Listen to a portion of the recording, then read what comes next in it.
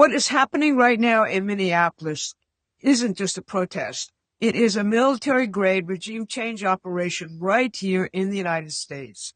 It starts with Dr. Maria Stephan, the CIA regime change veteran who probably trained every single rioter on the Minneapolis streets. Here she is on the Colbert Show talking about the frog costumes everyone saw in Portland and now in Minnesota. I love some of the things that I've seen this past year, like all the frog costumes in Portland. So the frog costumes, like, it has lit people on fire. Young people are inspired. It's a way for people to show up, to get involved. And also, people don't look like a threat when they're an inflatable frog costume. Yeah. It really drives home the whole thing, like, they've got guns, I've got a little fan on my butt. Exactly. Yeah. While the media claims these are organic revolts against President Trump, the evidence in this video will prove otherwise. We are witnessing a textbook color revolution directed by the exact same regime change veterans the CIA used overseas, like Dr. Maria Stephan. And in this video, I'm going to show you the names, the files, and exactly who is pulling the strings. Winning this battle requires seeing the full map. We need to look past the foot soldiers on the street and identify the captains and lieutenants, the people trained in regime change operations under Barack Obama and Joe Biden. And we need to open the files of the National Endowment for Democracy, USAID, and the U.S. Institute for Peace if we're going to solve this. I'm Barbara Boyd. I've followed the NED and its offshoots ever since Ronald Reagan first called for a, quote, global infrastructure of democracy in his 1982 speech to the British Parliament, a speech that laid the groundwork for the very apparatus now turned inward against us. Today, I'll break down Mike Benz's new report on how these tactics are driving the chaos in Minneapolis as part of a seditious conspiracy to overthrow President Trump. Then I'm going to expose the NED's role in color revolutions. Then finally, I'm going to tell you how we defeat it. But before we dig in, please like and share this video. It's the only way to break through the algorithm. In her Monday update on this channel, Susan Kokinda pointed to USAID veteran and Minneapolis Emergency Service Director Rachel Sayer as representative of the former U.S. and British-sponsored color revolutionists deployed now against President Trump. As a reminder, here is Sayer's admitted background and seditious rhetoric from last Saturday. My background is an international humanitarian response in conflict zones in Yemen, Haiti, Syria, Iraq, and Ukraine. What I've seen here is what I've seen there.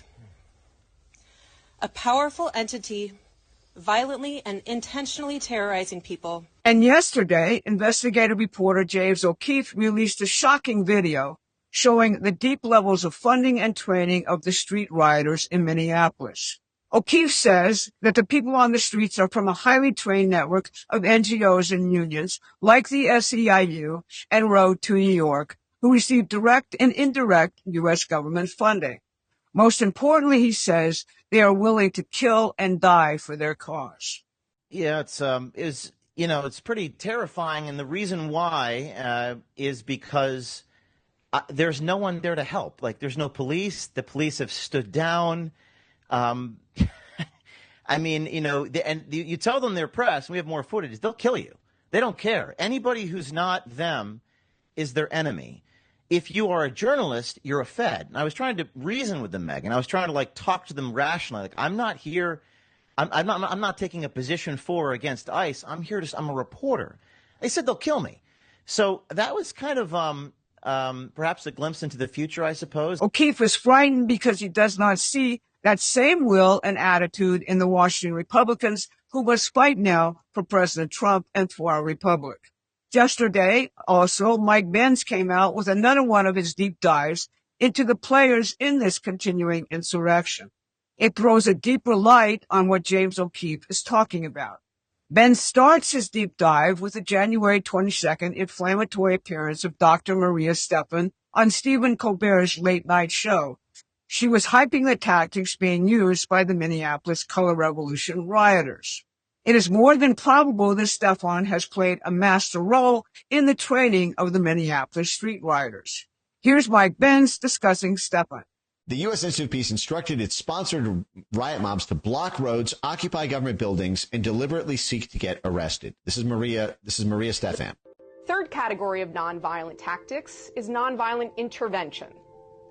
These include such actions as sit-ins, blocking roads, overloading facilities, establishing parallel or alternative institutions. And we saw establishing parallel, or that means creating Chaz or Maz in Minnesota. We saw in her training guides what she means by establishing like the parallel institutions. She means like establish parallel zones of control. It's literally the U.S. Institute of Peace, which is CIA, riot planning network.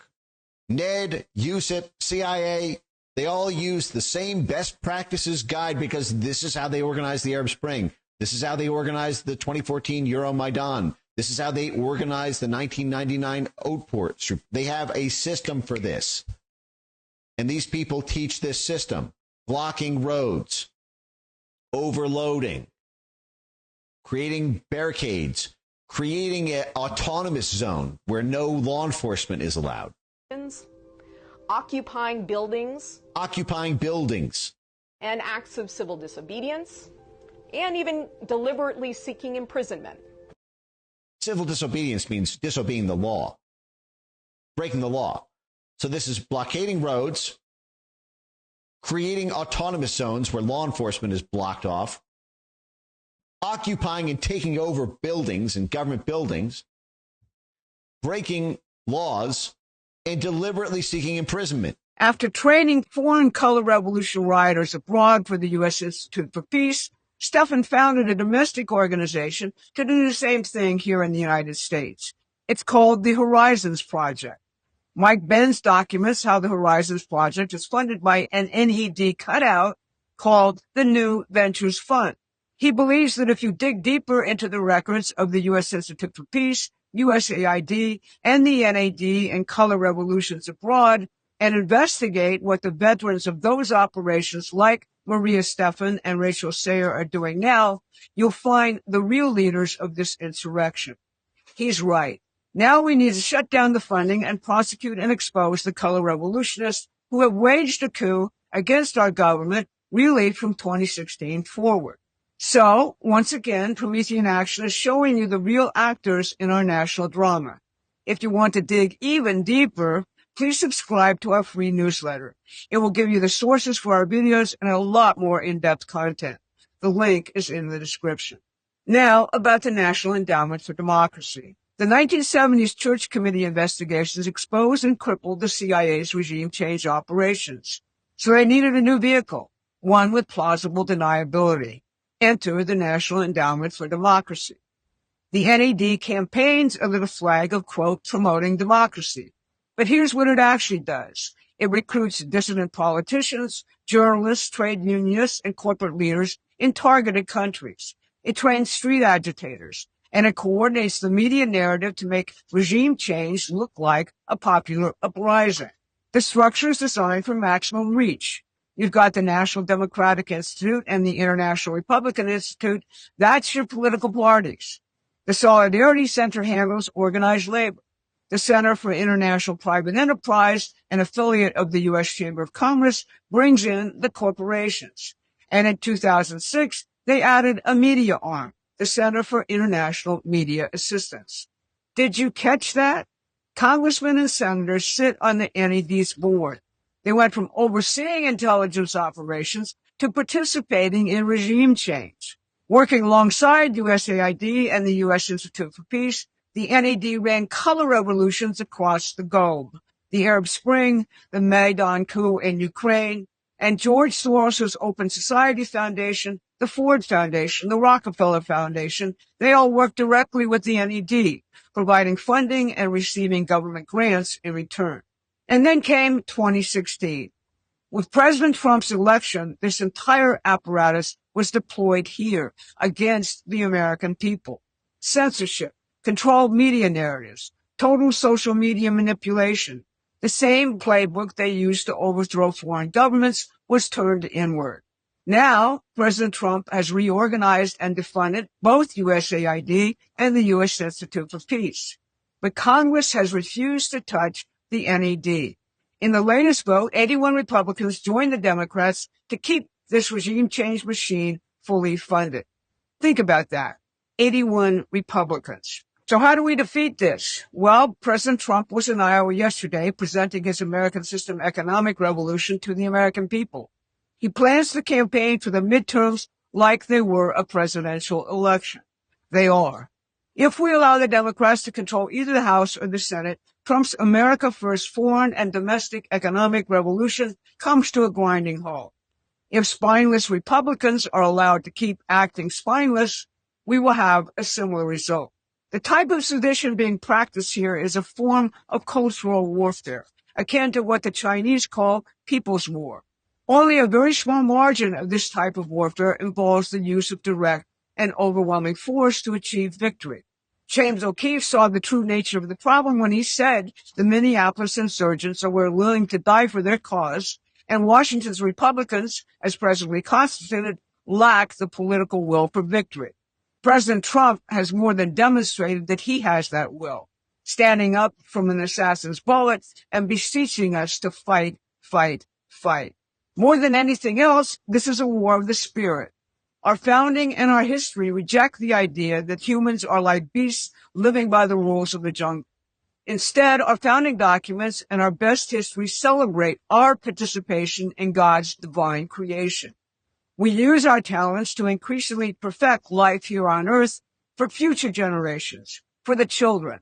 On the 250th anniversary of our founding, our citizens need once again to embrace that divine mission. If we do so fully, we'll win this war. By bringing forward the full might and beauty of our cultural and spiritual history, Promethean Action is strengthening the will of this nation's patriots. Government of the people, by the people, and for the people, as President Lincoln said, is worth fighting and dying for. It is the only form of government consistent with the divine nature of human beings. We need you to join us in this fight. We are scaling up now to produce more content, more knowledge, more tools to win this battle.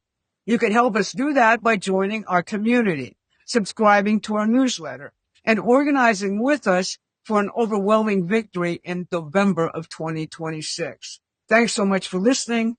I'll see you again tomorrow for our question and answer show. Thanks for watching. Please take a moment and subscribe to our free newsletter at prometheanaction.com.